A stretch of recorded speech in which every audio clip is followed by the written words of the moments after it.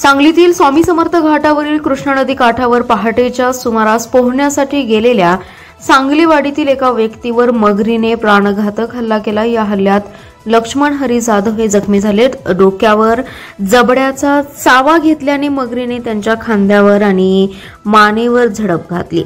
मात्र धैर्य दाखवत जाधव यांनी पायाने मगरीच्या जबड्यावर जोरदार लाथ मारत स्वतःला तिच्या तावडीतून सोडवले। त्यांना तातडीने शासकीय रुग्णालयात दाखल करण्यात आले।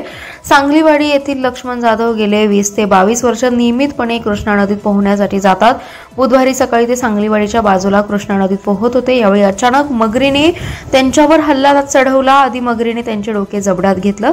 जाधव यांनी धैर्य दाखवत जबड्यातून डोकं सोडवलं। त्यानंतर पुन्हा मगरीने खांदा व मानेवर झडप घातली। तिच्या जबड्यावर पायाने मारून त्यांनी स्वतःची सुटका करून घेतली। रक्तबंबाळ अवस्थेत त्यांना उपचारासाठी सांगलीच्या शासकीय रुग्णालयात दाखल करण्यात आले। कृष्णा नदी परिसरात मगरींचा वावर मोठ्या प्रमाणात वाढलाय। काही महिन्यांपूर्वी सांगलीवाडीच्या परिसरात एका व्यक्तीवर मगरीने हल्ला केला होता। या घटनेनंतरही प्रशासन आणि वन विभागाने कोणतीही ठोस उपाययोजना केली नव्हती। आता पुन्हा एक जीव मगरीच्या तावडीत सापडल्याने स्थानिकांच्या मध्ये भीतीचं वातावरण पसरलंय। या घटनेनं खळबळ उडाली आहे।